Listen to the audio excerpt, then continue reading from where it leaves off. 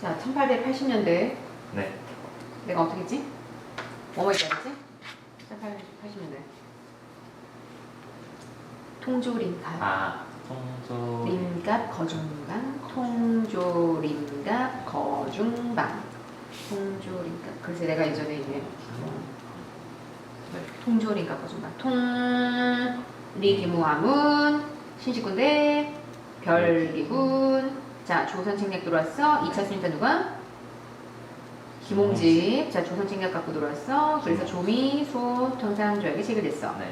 이모, 불란, 갑신, 정변, 문도 사건. 네. 영국군의 거문도 점령. 그러자 600준의 중립. 오케이. 당 공령이 대실패로 끝나더라. 네.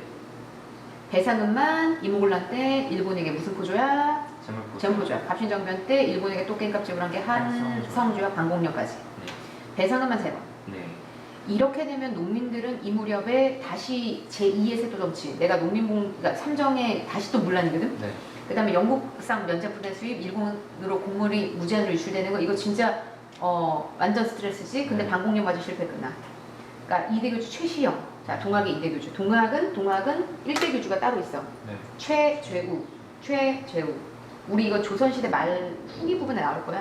네. 근데 최재우의 동학은 아무도 몰라. 대원군이 바로 죽였거든. 네. 대원군이 이제 인내천, 사람 마음 안에 하늘이 있다고. 인내천, 인간평등. 네. 그래서 체제우를 바로 죽였기 때문에 최시영이 이 무렵에 그런 농민들의 마음을 파고드는 거야. 그렇게 해서 먼저 억울하게 죽은 1대 교조 최재우의 명예를 회복시켜달라. 그게 교조 신원 운동. 교조신. 그 명예를 회복시키는 걸 신원이라고 그러잖아. 네. 그러니까 교조 신원 운동으로 전라도 상리해. 자, 충청도 보은. 이런 식으로 이제 팬클럽을 계속 이제 창단해 나가는 거지. 네. 보은 집회가 왜 굵은 볼드 처리가 돼 있냐면 이 보은 집회에서부터 이런 구호가 나와. 그러면 단순한 이제 그 교조 신원, 종교의 자유를 달라, 종교를 인정해 달라의 수준이 아니야. 네. 사회 개혁을 요구하는 성격, 반봉건 반해세 성격. 네. 그치, 반봉건 반해세 성격으로 이제 완전 농민 조직화가 된단 말이지. 그러다가 이 전라도가 이 무렵에 이제 옛날 지명을 다 써서 말이야. 네. 이 전라도가 예전에는 진짜 우리가 산업화를 완전히 경부축 중심으로 이렇게 산업화를 해가지고 네. 이촌양도가 다 이쪽으로 이루어졌잖아. 네. 그러니까 여기가 완전히 외면받아 그렇지 전라도가 예전에 인구밀도 진짜 높았단 말이야. 전라도 고구라고 지금도 있는데 고구는 지금 되게 작더라고. 전라도 고구가 지금도 있어. 네. 근데 고부고수 조병갑이 진짜 샥새끼 오브 샥새끼야. 진짜 탄광놀이란 말이야 조병갑이. 이게 만석보라는 저수지를 무리하게 건설하는 과정에서 진짜 많은 세금을 수탈했어. 저수지 만석보. 저수지 만석보. 네. 만석. 그래서 뭐 제시문에 있는데 만석보라는 저수지 이름이 나오면 그건 동학농민운동을 묻는 문제인 거지. 네. 자, 고부 농민봉기가 터졌어. 이거는 그 예전에 내가 그 세도정치 막바지에 뭐 임술 농민봉기랑 다르지 않아. 탄광놀이에 대한 어떤 저항이야. 근데 이거 그냥 끝났거든? 조용히. 근데 이걸 진상조사로 내려온 안핵사 이용태라는 안에서 이용태가 전라도 이천백이 지금 완전 반정부적인 감정을 가지고 싸가지가 너무 없네? 그건 다 사이비 종교에 미쳐서다. 이걸 탄압력으로 연결시킨다고. 그러면 당연히 동학교도들 빡치지? 네. 그러니까 1893년 4월이야. 네. 1894년 4월. 4월에 1차 분기 들어갔는데 이게 이제 우리가 기억하고 있는 동학농민운동의 이제 본격적인 서망인 거야. 네. 이 동학농민운동이 순서 배열이 중요하거든. 그 1탄이 교조신원, 2탄이 고구농민봉기, 3탄이 이제 3월달 1차 봉기인데 누른밭, 푸른밭. 누른밭, 푸른밭. 내가 1차 봉기 순서는 누른밭, 황전, 푸른밭, 청전 이러면서 누른밭, 푸른밭 이러거든. 황토현, 황룡촌 싸움에서 잇따라 승리를 해요. 이게 전라도 옛날 지명이 다 전라도는 완전히 옥토지대잖아. 진짜 농사 잘 돼. 비옥한 평야지대. 그러니까 황자, 누를 황자 쓰는 옛날 지명이 되게 많아. 그냥 곳곳마다 점령하고 들어가 전주까지 점령을 했어. 이쯤 되면 장난 아니야? 또 누구 파병? 청남. 이때 누구도 같이 들어와? 일본 뭐하러 들어와? 전쟁. 오케이. 근데 외국군의 개입을 동학농민군들이 반길 리가 없지? 네. 전주에서 화해하고 약속하다. 너네 동학교도들이 대나무 죽창을 들고 그래도 관군을 싸워 이길 때는 내 목숨을 내놓을 만한 이유가 있어야 되는 거거든. 네. 그건 반봉건 반해서 개혁이야. 네. 반봉건 반해서 개혁. 그 개혁을 하는데 합의를 본 거야. 그래서 전라도 신세군대 뭐가 만들어지냐면 집강소. 전라도 신세군대 집강소. 농민군들이 죽창을 들고 관군을 싸워 이길 때는 그만한 이유가 있어야 한다. 명분이 있어야 한다. 그건 개혁이었다. 개혁이고 뭐가 만들어졌다고? 그러면 그 집강소 저 세 글자가 동학농민운동의 모든 것이야.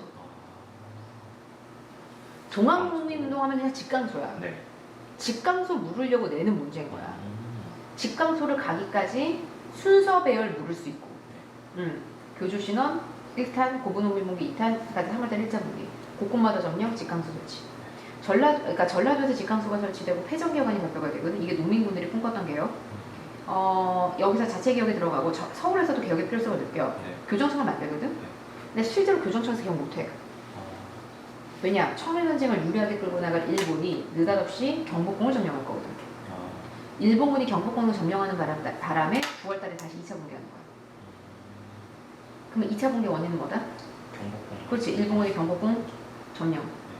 그러니까 일본군으로부터 경복궁을 해방시키는 게 2차 붕괴의 뭐가 되는 거야? 목적이 되는 거야.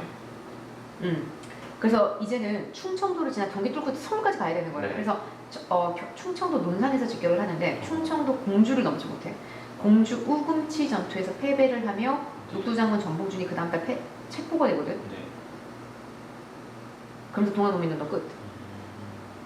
그러니까 1894년 1년을 꼬박 강타한 네. 1월에 고분농민봉기, 네. 1차 봉기, 2차 봉기, 네. 12월 달에 녹두장군 정봉준 체포. 네. 끝. 딱 1년이네. 딱 1년인데 정말 중요한 건 그래도 농민군들이 전라도 신세군대 이걸 만들었다. 그러면은 1차 분기는 성공했던 거야. 네. 근데 2차 분기가 이제 공주 어디서 패배했다고? 우금치. 공주 우금치 전투. 우금치. 그러면 딱 이게 뭣도 모르는 지도가 딱 제시가 되는데 공주가 표시되고 우금치가 표시돼 있어. 이거 동학농민.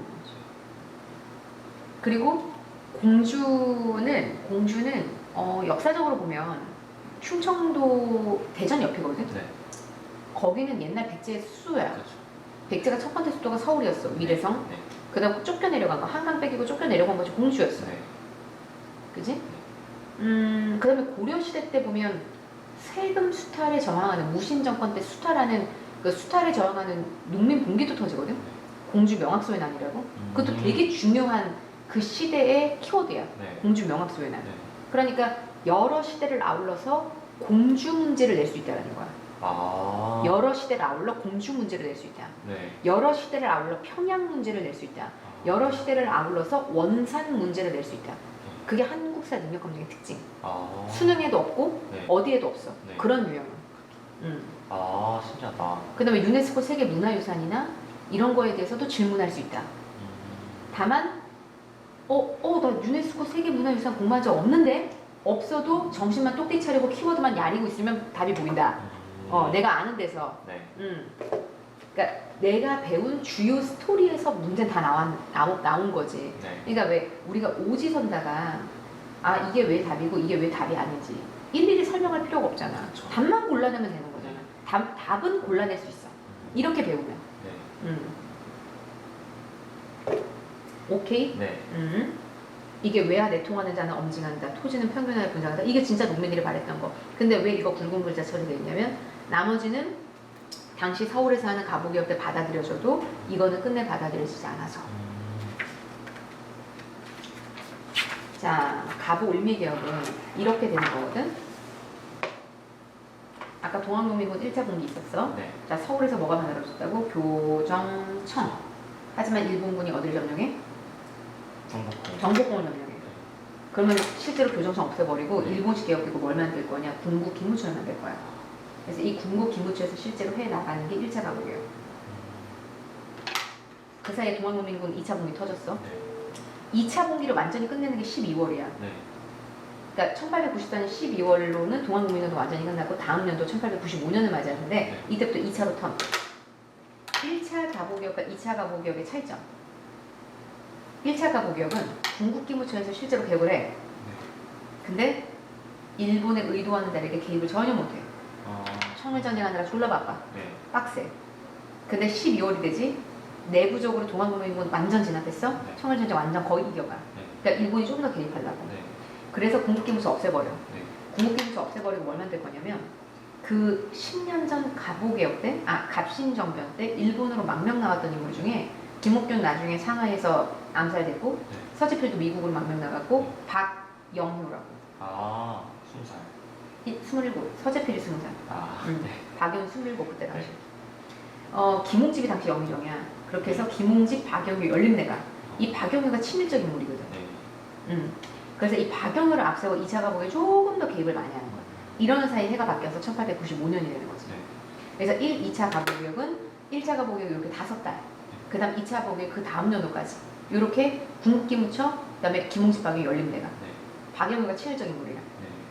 네. 1차보다 2차가 좀 더 일본의 힘이 많아지는 거. 네. 개혁안이 간추리고 간추려서 이 정도지 진짜 많아. 정말 많아. 네. 근데 우리가 꼭 알아야 될 거 정도는 드디어 이거. 우리나라 역사에 드디어 신분제도가 폐지되는 거죠. 그 다음에 반드시 없앴어야 될 불필요했던 봉건제도, 과부들의 재혼 허용, 조분 금지. 조혼이 뭐야? 여자들 일찍 결혼시키는 거, 여자들. 여자들이 일찍 결혼한다는 거 한평생 시집살이 계속 시달린다는 거. 이거 여성들의 완전 인권 침해지. 언제 생겨난 악습이냐면 그 옛날 고려시대 원나라 간섭기, 몽골이 우리를 침략해서 지배할 때 네. 그때 일찍 결혼시키는 그 습관이 이때까지 있었던 거야. 그 다음에 아까 호조로 재정 일어나자 그랬지, 갑신정변 때. 호조라는 국가 재정을 담당하는 국가기구가 탁지 악문으로 바뀔 거거든, 1차 가보기용 때. 그래서 실제로 탁지 악문으로 재정이 일어나게 돼요. 요 정도. 네. 나머지 우리가 개혁안을 쏟아부을 시간은 없어. 네. 개혁안은 사실 웬만한 데서 구분 갈 수 있게만 공부를 하면 돼. 이거 파고들 필요 전혀 없어.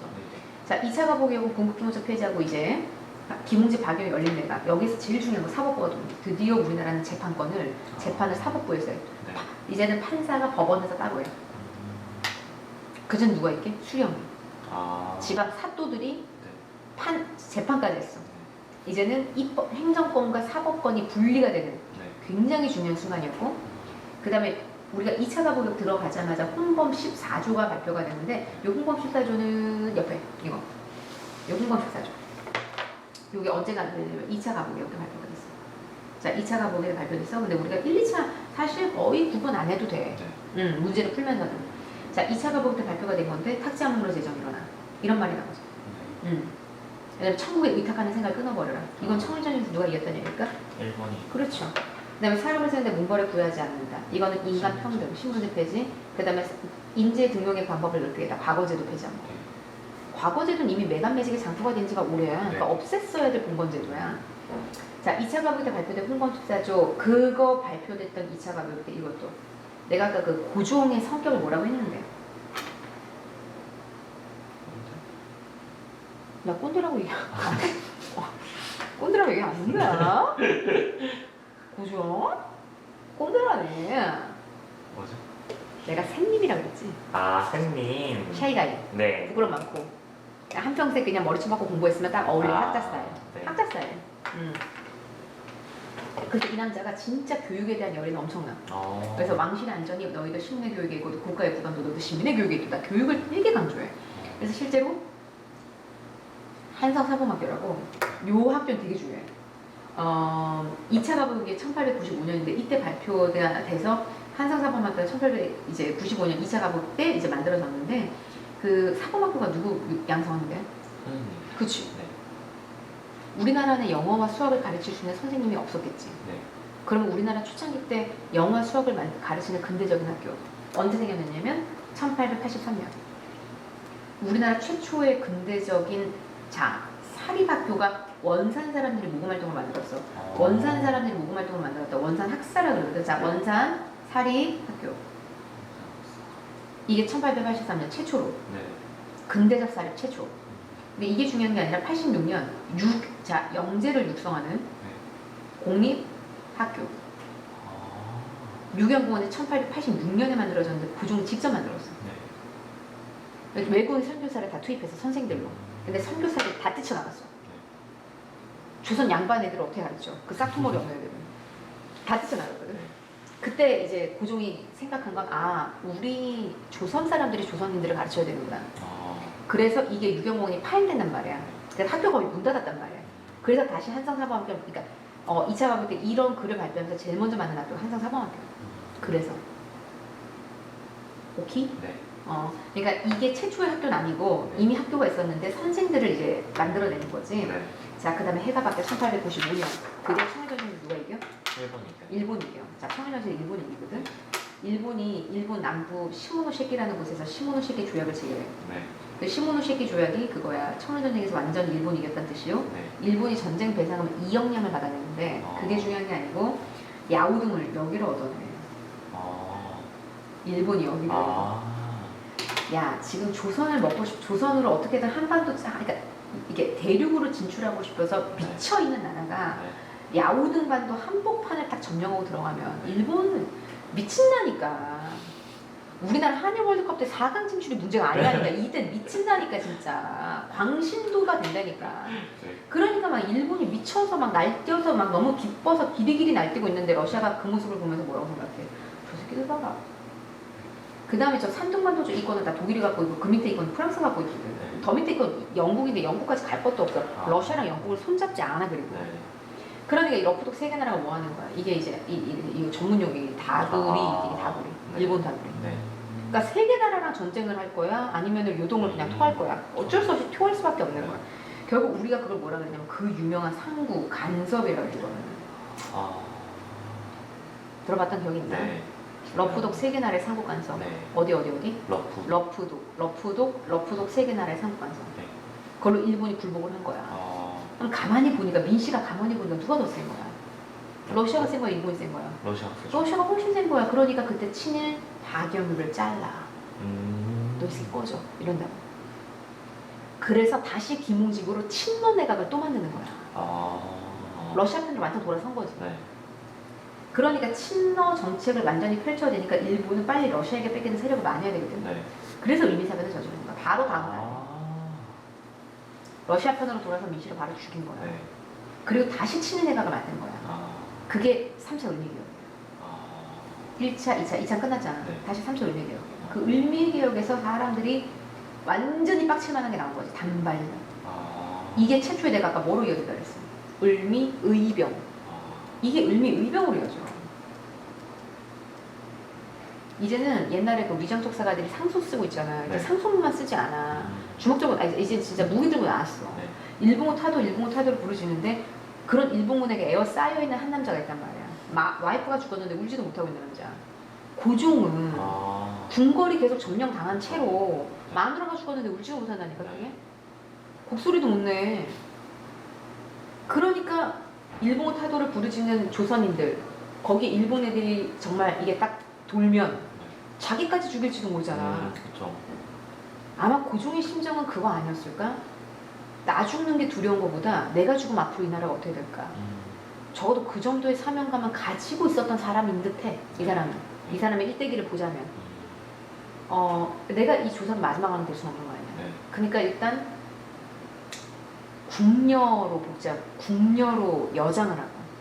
본인이요? 여장을 하고 궁궐을 빠져나가. 그게 러시아 공사관으로 대표하는 사건이야. 아간파천. 이로써 모든 가불미개혁 끝. 끝. 왜냐면 당시 영의정 김웅집이거든 다. 친일 친러 친일. 이렇게 막 왔다 갔다 색깔을 바꿔가면서 정권에서 살아남아 있는 인물이 김웅집이었단 말이야. 김웅집을 이제 내각에서 내려오게 했어. 그로써 이제 우리나라 모든 거 끝났지.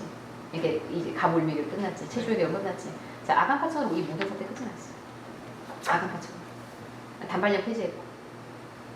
내각제도 폐지했고. 그래서 분명 갑신정변 14개조 전반과 동학농민운동 폐정개혁안 12조를 좀 두루두루 섞었던 우리나라 최초의 개혁이지. 토지도 개혁은 없고 당연히 농민들만 주장한 이 자본주의 체제에서 토지제도를 개혁하는 건 쉽지 않아. 남의 사유재산을 건드려야 된다는 건데 이 주제는 농민들은 주장할 수 있는 내용이지만 정권에서 정치적으로 받아들이기 쉽지 않은 주제다. 그래서 저거는 받아들여지지 않았다. 자, 그러면 이제 1896년으로 아간파천이 시작되는데 사실 이 아간파천이 안 길어? 정확히 길진 않아. 97년에 돌아와. 1년 만에 돌아와. 2월에. 네. 바로 돌아와. 1년 만에. 그래서 어디로 돌아왔냐면 아간 파천이 러시아 공사관이라 했잖아. 네. 러시아 공사관이 덕수궁 옆이야. 아. 덕수궁으로 바로 돌아와. 네. 그러니까 이게 슬프다고. 자, 여기가 경복궁. 경복궁 바로 앞이 일본 공사관. 아. 저기가 덕수궁. 덕수궁 바로 옆에 러시아 공사관. 아. 근데 러시아 공사가 덕수궁으로 황궁해. 이게 무슨 얘기겠어? 여전히 일본은 매우나 두려운 존재라는 거지. 그러니까 되게 슬픈 고종의 그때 당시 운명을 보여주는 건데, 97년 2월에 이제 경운 그 덕수궁의 옛날이면 경운궁이거든. 네. 경운궁으로 황궁을 해. 자, 그러니까 아간 파천이 길진 않지만 요 1년이 정말 치명적인 건 러시아 공사관 직원들은 우리 궁궐로 출근해. 그래서 이거 내놔 저거 내놔 이거 내놔 저거 내놔 하는 거야. 그래서 러시아가 이권 침탈을 진짜 많이 해. 얘가. 자, 그 다음에 이권 침탈뿐만 아니라 러시아가 이제 내정 간섭도 엄청 하는 거지 당연히. 세상에 공자는 없어. 네. 더구나 국제 무대에서의 공자는 더 없어. 네. 그 대가가 되게 가혹하기 때문에 네. 그 1년이 러시아한테 완전 거의 지배당한 종속되는 1년이 돼버리는데, 러시아가 이권을 가져가게 되면 다른 나라들은 다 무슨 대우를 앞설까? 그렇지. 그러니까 이권을 다 털리는 거야 이때. 그러면 이때 당시에 고종이 자리를 비운 우리나라의 궁궐, 정부 대신들이 있을 거 아니야. 네. 높은 신하들이. 네. 이 정부 대신들, 각부 장관들이지. 오늘날로 따지면 네. 이 사람들은 뭘 생각할까? 아, 이 나라가 꼭 가겠구나. 를 생각하겠지. 그러면 이제 본인들이 어떻게 살아남아야 될까를 생각할 네. 거고, 그러니까 친러, 친일, 친미, 말려. 더구나 그때 당시에 이걸 사람들은 대부분 생각하지 못해. 통역관들,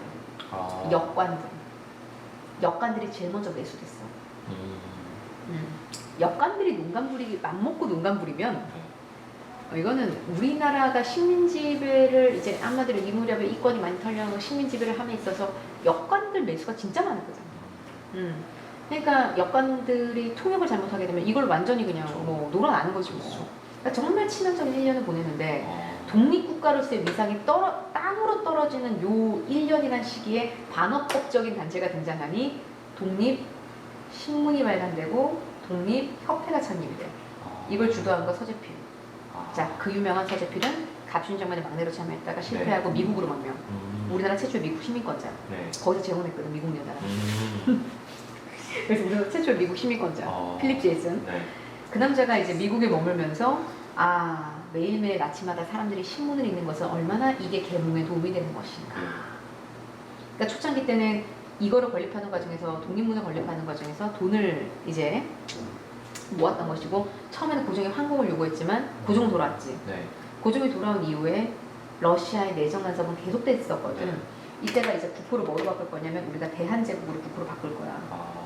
연호를 광무를 쓸 거야. 네.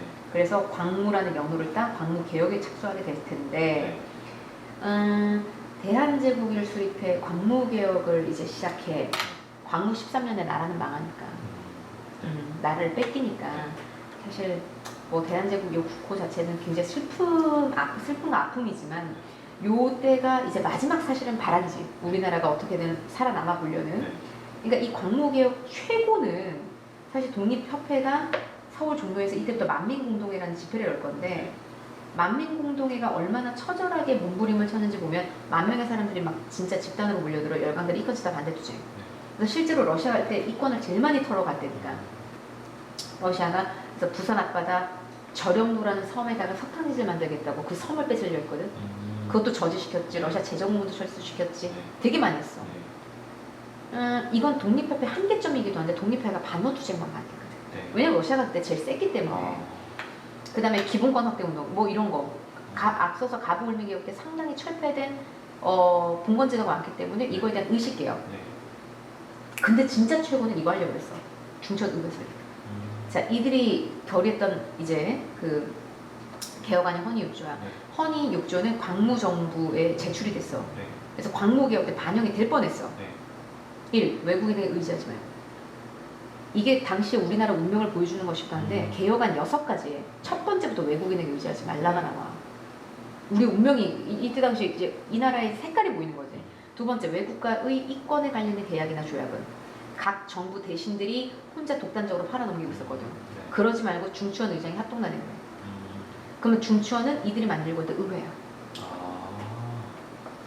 그건 뭐야? 최초로 법을 그렇지. 최초로 의회를 세워서 네. 행정부를 견제하겠다는 거거든. 네.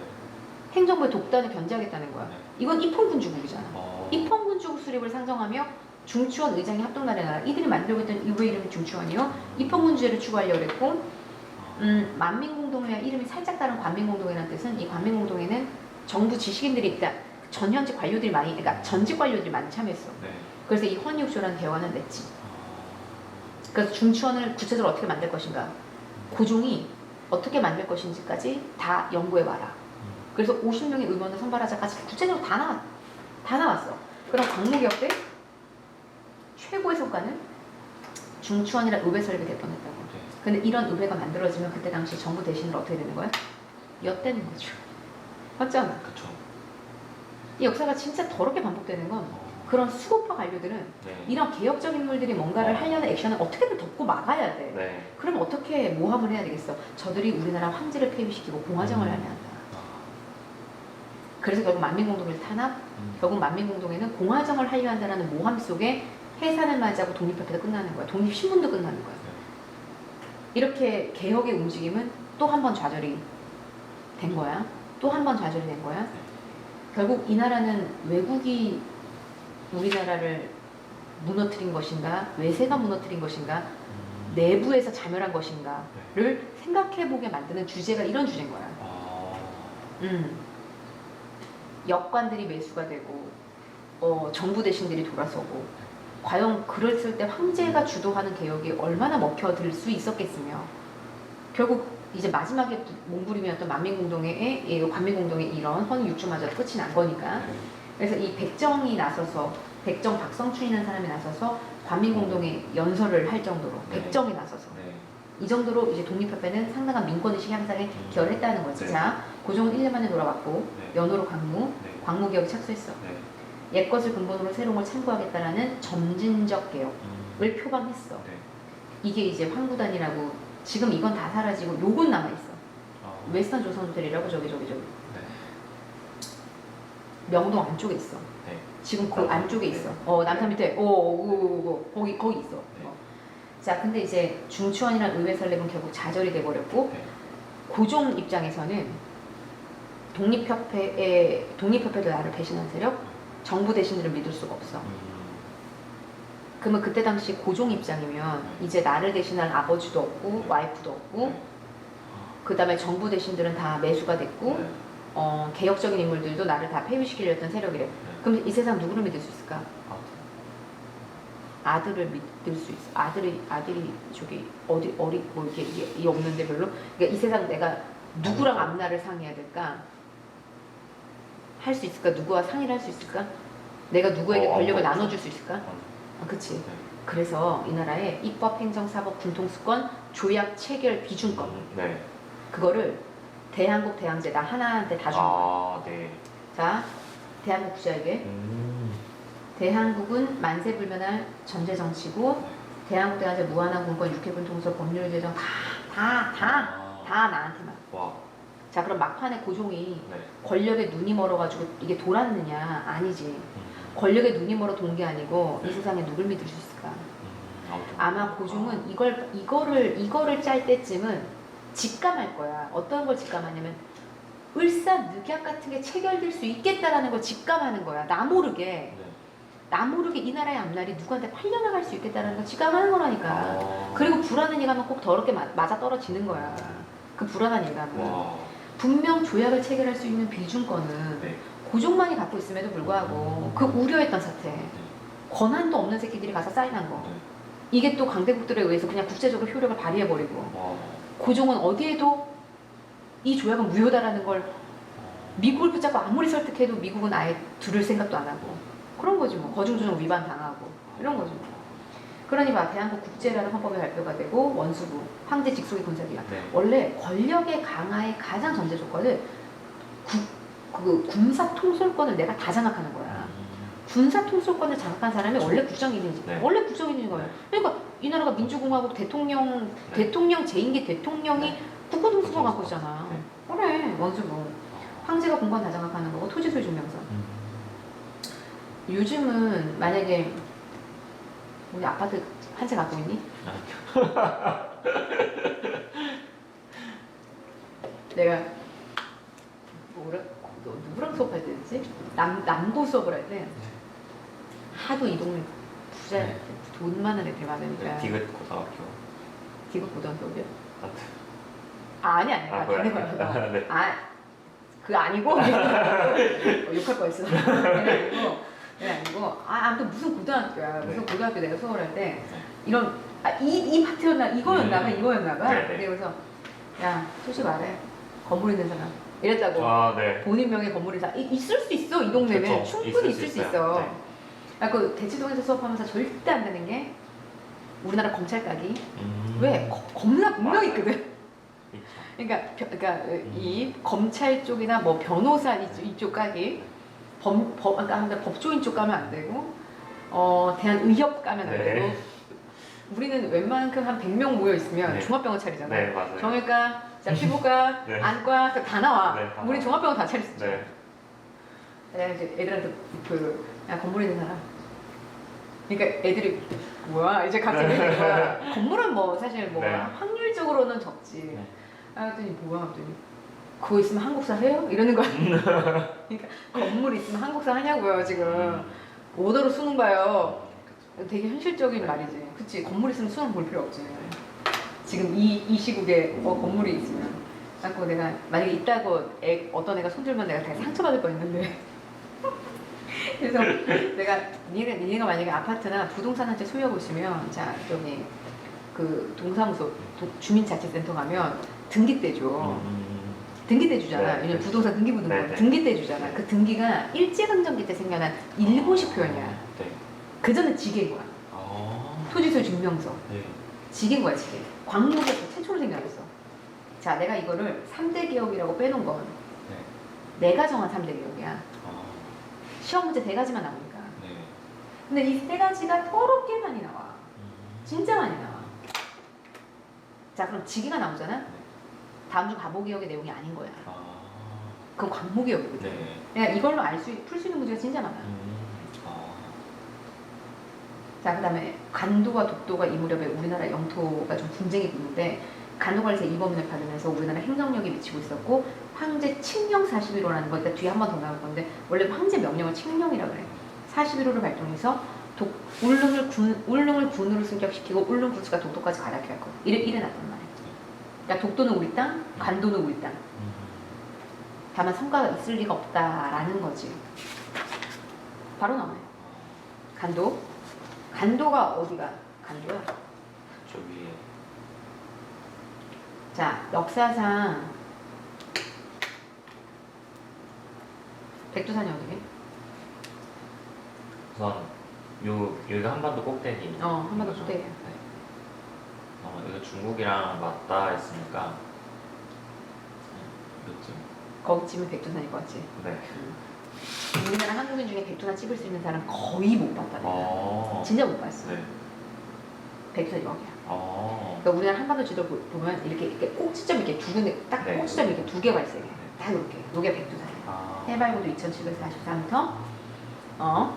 우리나라의 가장 이제 높은 산이라고 하는 백두산. 이 백두산에서 동쪽으로 흘러드는 요강을 두만강. 네. 서쪽으로 흘러드는 좀 긴 강이 요게 압록강이야. 네. 그래서 우리나라에서 제일 춥다고 분류되는 지역을 중강진이라고 하는데 그 중강진이 강의 중간 여기야. 요 꼭지점. 네. 이게 우리나라에서 가장 춥다고 분류되는 데야 중강진. 근데 이게 점점 이제 가르치면 가르칠수록 이 뭔가 북한 쪽 이제 이야기를 얘기하면 진짜 멀게 느껴진다. 네. 그 옛날에 내가 공부할 때, 그 다음에 내가 초창기 애들 가르칠 때, 그 다음에 내가 한 진짜 뭐 한 10년 전에 애들 가르칠 때, 야 지금은 진짜 밟아야 하는 거 아닌가, 완전히 밟아야 하는 거 아닌가. 네.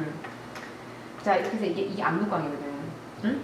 내가 지금 이 얘기를 하는 이유는 압록강 건너 있는 땅, 이걸 만약에 내가 1번, 그 다음에 두만강 건너 있는 땅, 여기 2번이라고 할게. 우리가 역사상 간도라고 불렀던 지역은 어딜까? 역사상 간도라고 불렀던 지역, 간도 2번이야. 여기 사람들이 다 건너가 살았다고, 조선 사람. 네. 그래서 숙종 때 조선시대 후기 백두산 정계비가 딱 만들어져서 경계를 정한 거야. 청나라와 우리나라의 경계를 명확하게 정한 거야. 네. 통문강, 그러니까 서쪽 경계 압록강, 동쪽 경계 통문강이라는 표현이 나오는데 압록강은 나중도 이견이 없어. 여기가 압록강인 거야. 네. 토문강 해석 논쟁이 벌어지나 토문강. 청나라는 두만강이라고 얘기하고 우리는 북으로 흘러드는 송화강이라고 얘기를 하는 거야. 네. 그래서 간도가 우리 땅. 아. 근데 이 영토 분쟁 와중에도 우리가 간도가에서 누구 발견했다고? 이범윤. 그럼 문제 이범윤 나왔어. 그럼 간도 이야기인 거야. 네. 근데 간도 이야기가 나왔어. 근데 1, 2, 3, 4, 5번은 이범윤이 있어. 그럼 이범윤이 정답인 거야. 간도가에서 이범윤. 근데 문제는 우리나라 행정력이 이렇게 미치고 있었는데 을사늑이야. 이게 외교권 박탈이거든. 그래서 일본이 청나라와 간도 협약을 체결해 청나라 영토를 넘겨버린 거야. 아. 대신 만주 철도 부설권 그걸 얻었어. 그런데 이제 간도가 이제 그렇게 해서 발발이가 됐다면 독도도 역시 숙종 때 에피소드 하나가 부산 어부가 거기까지 원정을 가서 부산 어부 안윤복. 그래서 안윤복 나오면 독도 문제야. 황제 칙령 41호에서 울릉 군수가 독도까지 가라게 할 거야. 근데 러일 전쟁. 이제 바로 러일 전쟁 터질 거거든. 네.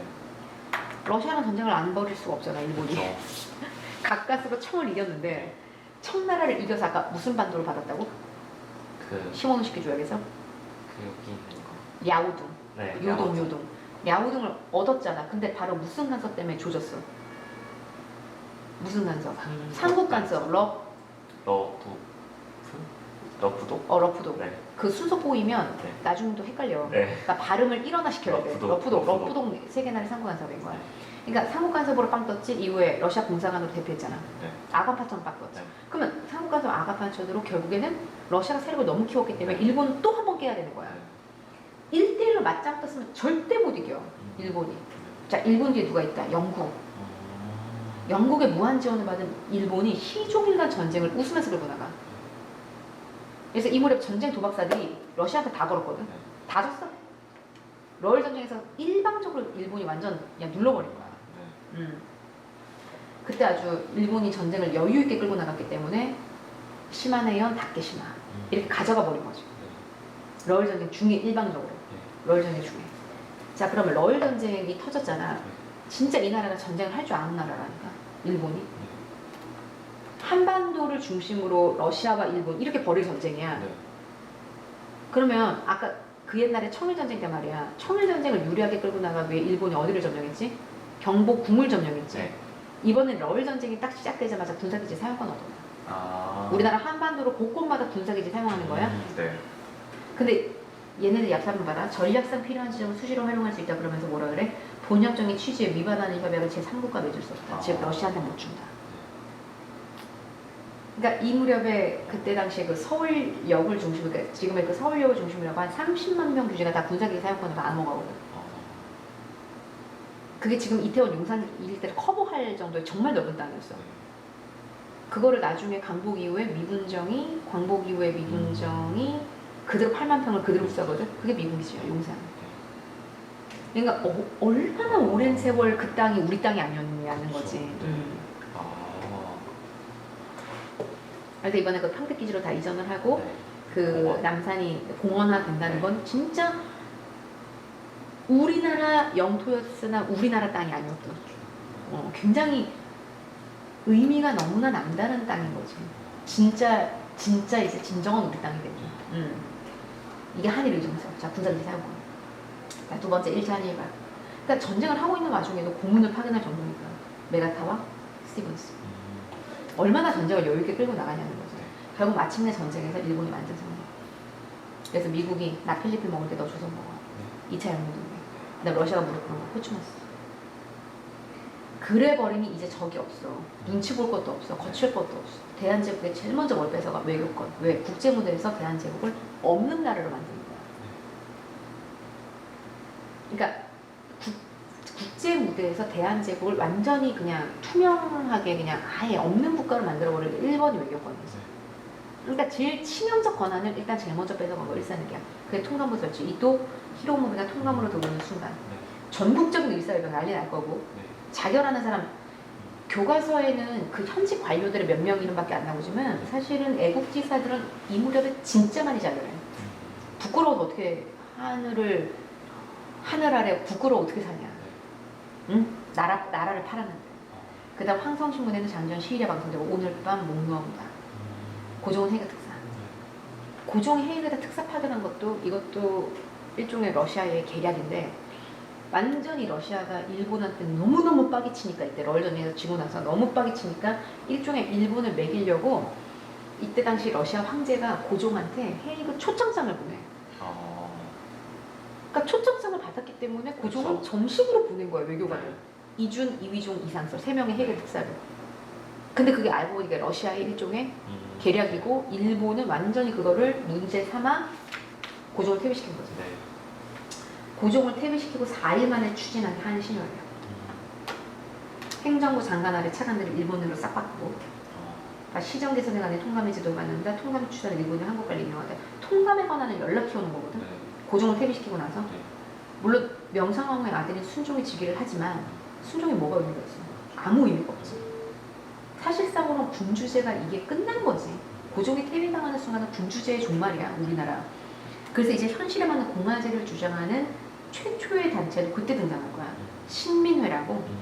신민회가 진짜 별 10개짜리 단체인데 신민회가 요 타이밍에 등장할 거야.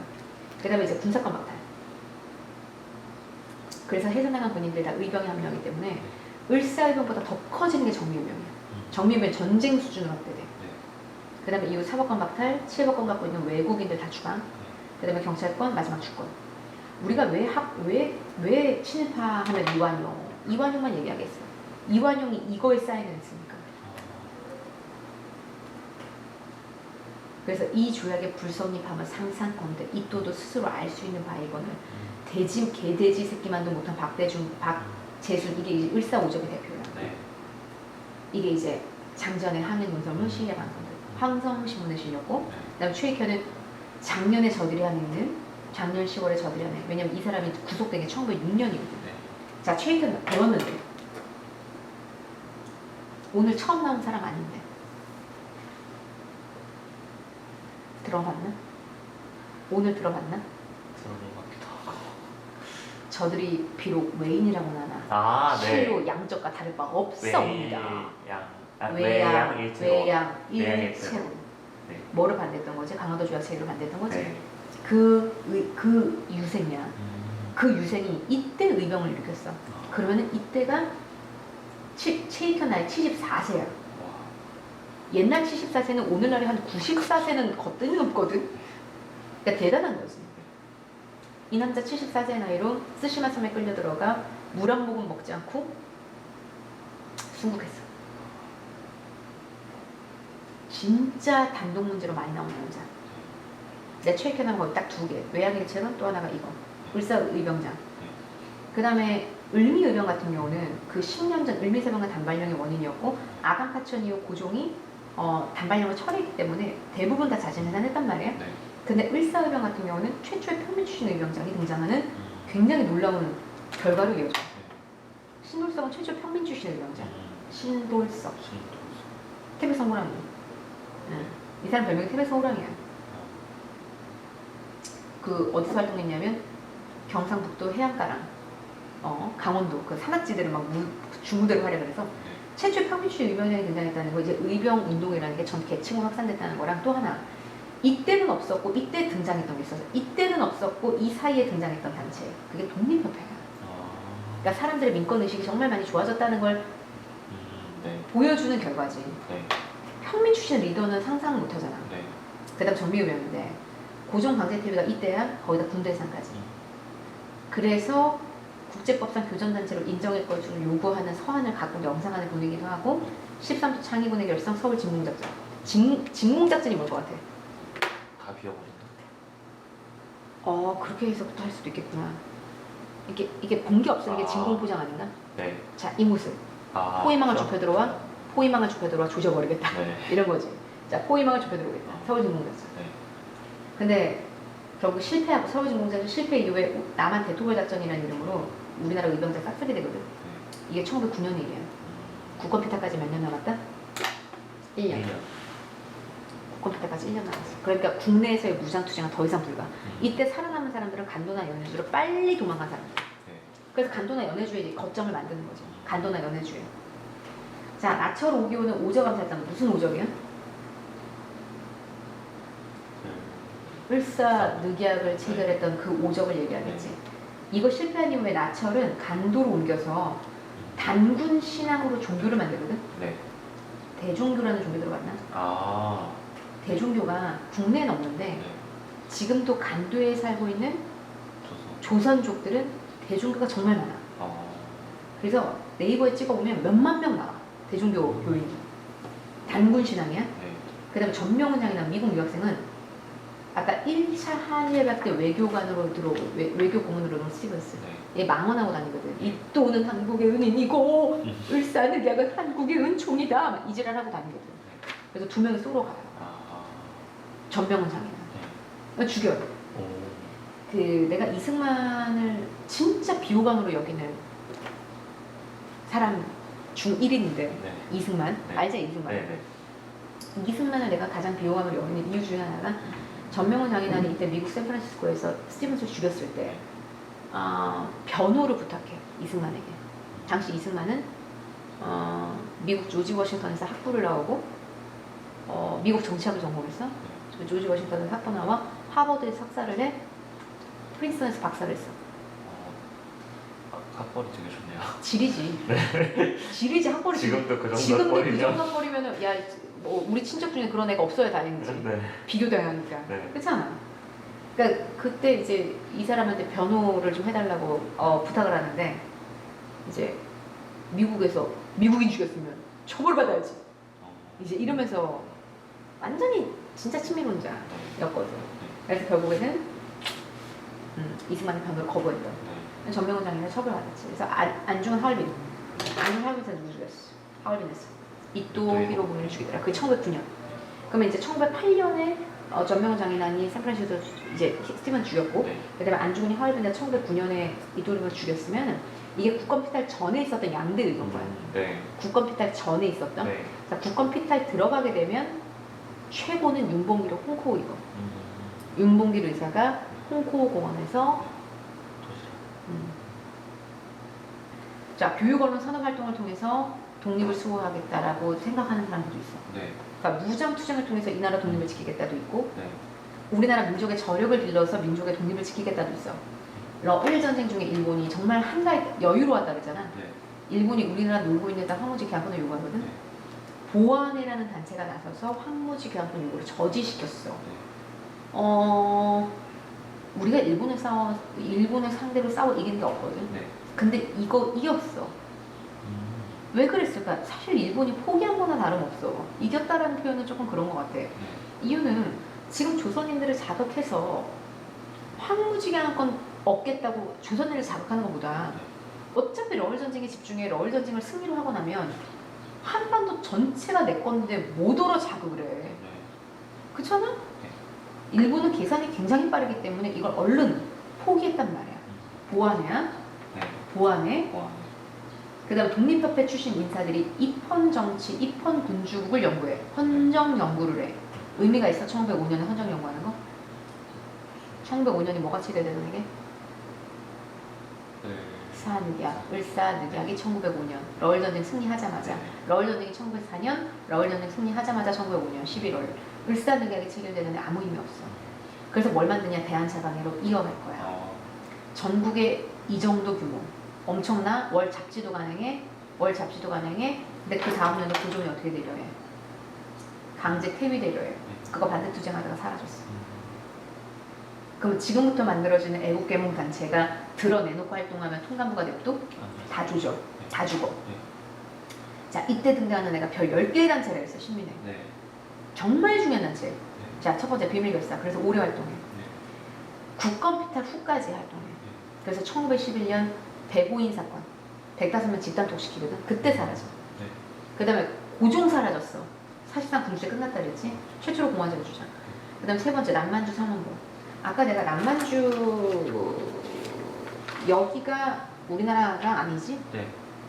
여기는 애초에 우리 터전이 아니지. 네. 신민회가 국권 피탈 이후에 건너가서 삼원보를 건설할 거야. 네. 그때부터 우리 터전이네. 서간도가. 여기가 서간도, 북간도. 네. 옛날에 그냥 간도라고 하면 여기를 얘기했는데 네. 이젠 서간도, 북간도로 나눠서 얘기를 할 거고 서간도를 새로 개척한 게 신민회. 네. 그래서 좁게 보면 서간도, 넓게 보면 남만주거든. 네. 남만주 삼원보에 신은 무관학교를 만들고. 신흥 무관학교가 무슨 학교일 것 같아요? 누구를 만들어내는 학교? 이거 싸우는. 독립군. 네. 그러니까 독립군 양성소를 만들었다는 게 얼마나 중요한 의미겠네요. 그 다음 평양에 대성학교 만들어, 오산에, 그러니까 정주에 오산학교 만들어, 대한매일신보, 영국인 배들과 함께 식민의 소속의 양극장의 대한매일신보, 언론사 동맹회. 네. 그러니까 전형적인 교육, 산업, 언론 활동 다 해. 그러면서도 다른 여타의 애국개몽운동 단체가 달랐던 건 비밀결사, 공화정을 주자, 남만주, 삼호보를 새롭게 개척. 오케이? 네. 무릇 우리나라의 독립은 자강의 여하에 달려 있습니다. 이게 대한자강의 월보 잡지 표지. 무릇 자강의 방도는 자강 딱 나오는 순간 아 대한자강이야. 그럼 1, 2, 3, 4, 5번 중에 정답이 뭔지 알아? 고종의 반대 투쟁, 고종의 강제 대반대 투쟁하다가 사라졌다. 이거야. 그거. 포인트는 그거야. 네. 고종 강제 퇴위 반대, 고종의 강제 퇴위 반대, 강퇴 반대, 강퇴 반대, 강퇴 반대. 내 대한자강. 신민회는 무엇을 통해 일어나느냐요? 신사상, 신윤리, 신교육, 신상, 신신 새로워져야 된다. 네. 신민회. 국권 피탈 이후 무슨 사건으로 사라지더라? 대본 사건. 백오인 사건. 신민회는 백오인 사건으로 사라지더라. 신민회는 105인 사건으로 사라지더라. 여기까지 봅시다. 정사 끝. 너무 어한 거 아니야? 듣고 있는 거야? 네. 영혼이 털린 거 같은데? 아니야. 아니야? 네. 자, 1894년에 청일전쟁이었잖아. 동학농민운동가 중에. 네. 그지? 그 다음에 1904년이 러일전쟁이잖아. 딱 그 10년이야. 10년 차인 거야. 1894년 청일전쟁, 1904년 러일전쟁. 그지? 러일전쟁 끝나면서 일산흑약, 그 다음에 한일 신협약, 그 다음에 한일 병합주약. 그럼 1910년에 딱 일제강점기 들어가는 거잖아.